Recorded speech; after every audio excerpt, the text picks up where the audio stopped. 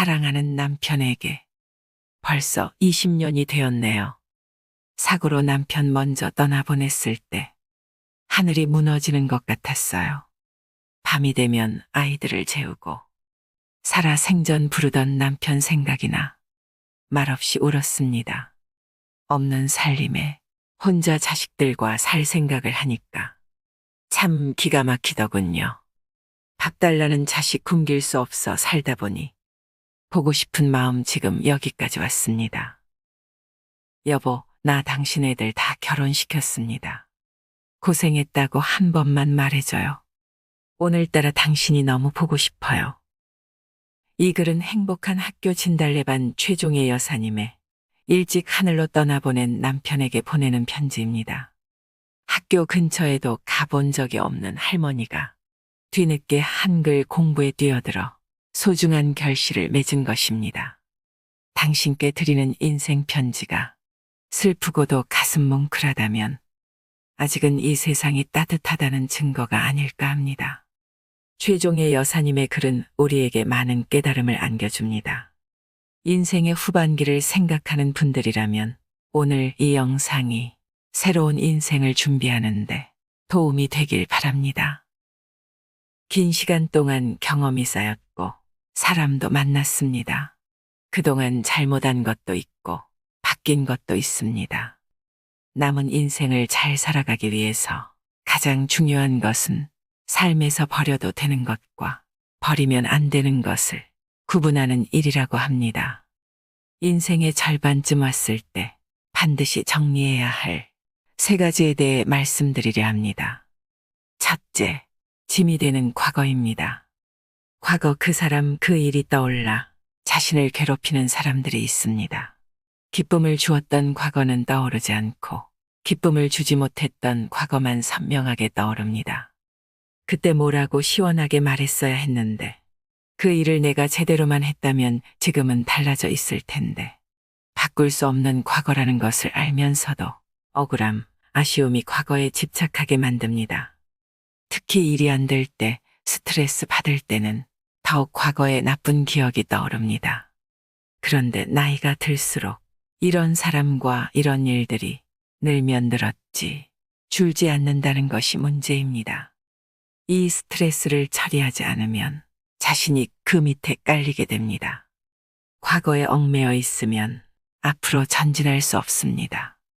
과거의 기억이 내게 기쁨을 줄 때만 과거를 생각하라. 오만과 편견의 작가인 제인 오스틴의 말입니다. 과거라는 짐은 내려놓는 것이 좋지만 그 중에는 쓸모 있는 짐도 있습니다. 이때 제인 오스틴의 말처럼 짐이 되는 과거는 버리고 즐거운 일, 좋은 일만 기억하며 산다면 이것이야말로 과거를 다루는 정말 멋진 방법입니다. 나이 들어도 과거 상처에서 벗어나지 못하는 경우가 많습니다. 머리가 희끗한 나이가 되었어도 어릴 적 상처, 불우한 환경, 가족과 있었던 슬픈 기억에 끌려다닙니다. 성인이 된 지 수십 년이 지났는데도 자신의 삶이 과거의 상처에 지배받고 있는 것입니다. 그런데 이런 사실을 모르고 당연한 일상처럼 지내는 경우가 많습니다. 그러다 보니 정작 자기 삶을 살아야겠다는 생각을 놓칩니다. 어느 날 갑자기 자기 삶을 살아야겠다는 생각이 떠올랐는데 남은 세월이 살아온 세월보다 적다면 또 그 억울함에 과거의 상처를 탓합니다. 계속 억울함의 연속입니다. 하지만 이 굴레는 나만이 깰 수 있습니다. 내가 결정하지 않으면 벗어날 수 없습니다. 인생은 잘 잊어버리는 삶을 선택해야 합니다. 물론 억지로 잊기는 힘듭니다. 스스로를 잘 설득하기 위해 앞서 말씀드린 제인 오스틴의 말을 되뇌이는 것도 좋습니다. 과거의 상처는 덕분에라는 말로 상처가 아닌 나를 성장시킨 밑거름이라고 생각하는 것도 도움이 됩니다. 실제 극복한 사람들을 떠올리면서 말이죠. 크든 작든 짐이 되는 과거에는 절대 매달릴 필요가 없습니다. 교훈으로 취할 것만 취하고 나머지는 잘 잊어버리는 것이 좋습니다. 그리고 지금 자신이 있는 장소에서 스스로 하고 있는 일이 내 삶이 되도록 노력해야 합니다. 둘째, 착한 얼굴입니다. 어릴 적부터 친구를 사귈 때는 좋은 사람으로 보이고 싶다는 마음이 컸습니다. 성장하면서 이런 심리는 사회생활과 직장으로 이어집니다. 하지만 이런 심리는 인간관계에서 스트레스를 가져올 때가 적지 않습니다. 좋은 사람으로 보이려고 참고 좋은 사람으로 행동하다가 오히려 이용만 당하고 상처받습니다. 상대에게 맞춰주려고 하는 노력도 내 생각처럼 되지 않아서 갈등을 겪기도 합니다. 좋은 사람으로 보이고 싶은 마음이 너무 강하면 오히려 관계가 어색해질 수 있습니다. 자연스럽지 않으니 행동이 어색하게 나옵니다. 어색하지 않더라도 상대가 싫어할 수 있습니다. 상대 마음이 내 마음 같지 않은데 이를 맞추려고 하니 인간관계가 어려운 것입니다. 나쁜 인상을 주지 않기 위해 노력하는 것으로는 행복해질 수 없습니다. 좋은 인상을 심어주기 위해 지불하는 대가가 너무 크기 때문입니다. 모두에게 사랑받을 수는 없습니다. 아무리 잘해도 나를 싫어하는 사람은 생길 수밖에 없습니다. 해법은 인간관계는 삐걱거리는 것이 당연하다는 것을 받아들이는 것입니다. 삐걱거리는 것이 당연한 인간관계이기 때문에 좋은 관계를 확고하게 유지하기 위해서는 솔직한 모습을 보여주어야 합니다. 그 첫걸음이 착한 얼굴을 버리는 것입니다. 모두에게 좋은 사람으로 보여야 한다는 강박관념에서 벗어나라는 주문입니다. 맞지 않는 사람은 안 만나고 이용하려는 사람에게는 따끔한 모습을 보일 수 있습니다. 상대가 나를 좋아해야 한다는 마음도 버려야 합니다. 착하게 살았고 희생도 하며 살았더라도 그건 내 생각일 뿐 상대 마음은 다를 수 있습니다. 자기를 싫어하는 사람이 있다는 것을 받아들이는 것도 성숙함입니다. 나이 먹으면 그래도 남는 게 친구라는 말이 있습니다. 하지만 친구니까 그냥 참고 만나야 하는 것은 아닙니다.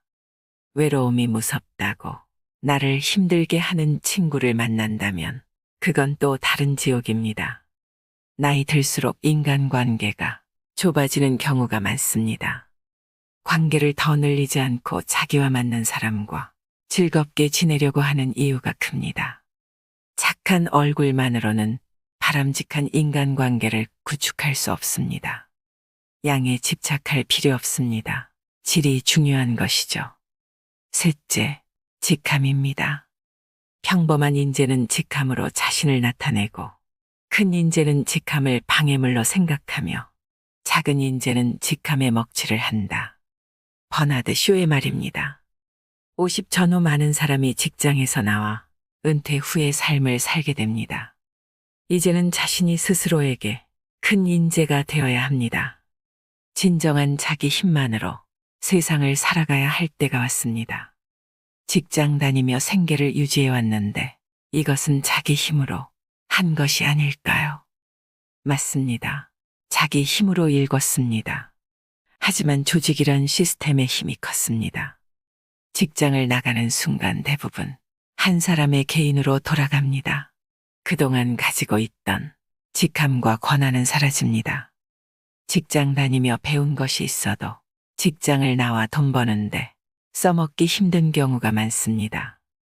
회사에서 인정받았던 능력과 사회에서 생존하며 살 수 있는 능력은 전혀 달라 당황하는 경우가 많습니다. 지금 없는 것에 대해 생각할 때가 아니다. 지금 있는 것으로 무엇을 할 수 있을까 생각할 때이다. 어니스트 해밍웨이의 말입니다. 인생의 후반기에는 직장과 직함에 매달리지 않아도 살아갈 수 있는 힘을 준비해야 합니다. 지금까지 나이 50 이후에 절대 매달릴 필요 없는 3가지를 말씀드렸습니다. 우리는 왜 절망하는 것일까요? 미래의 상황을 현재의 처지에 비추어 미리 계산하기 때문은 아닐까요?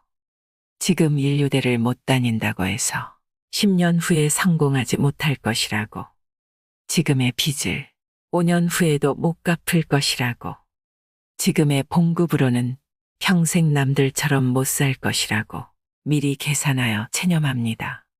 지금 가난하기 때문에 평생 가난하게 살 거라고 미리 계산기를 두들겨대면서 미래의 내 삶의 절망만을 안겨주고 있지는 않나요? 삶이 대단하고 인생이 긴 것 같아도 결코 대단한 것도 아니며 긴 것도 아닙니다. 우리가 팔팔하던 그 시절에는 시간도 더디게 가고 세월도 한없이 느리게만 가더니 인생의 반환점을 돌고 나니 그 시간과 세월이 너무 금방 사라져서 마치 인생의 급행열차를 타는 듯하지요. 올라갈 때는 끝없이 먼 길 같아도 내려올 때는 너무나 빠른 지름길 같아서 그것이 바로 인생의 시계이자 삶의 달력이구나 합니다. 위로는 부모님께 효도하고 아래로는 자식에게 올인하고 그것도 모자라 자식의 그 자식까지 가슴에 안고 어깨 위에 매달면서 한평생 온몸이 부셔져라 죽도록 일만 하면서도 나는 괜찮아 하는 세대가 지금 우리의 세대인 것 같습니다. 나중에 하다가 정작 내가 하고팠던 일들은 다 미뤄두고 끝내는 빈손으로 돌아가야 하는 길목에서 어리석은 후회는 하지 말았으면 합니다. 누구에게나 공평하게 주어지는 것이 시간이지만 시간은 그 주인에 따라 각각의 몫으로 소멸됩니다. 그동안 당신의 삶은 어땠나요? 단 한 번뿐인 인생에서 나 자신을 사랑하며 후회 없는 삶을 살아가시길 바랍니다. 이상으로 인생의 품격이었습니다. 하루하루 당신의 품격이 더 빛나길 바랍니다.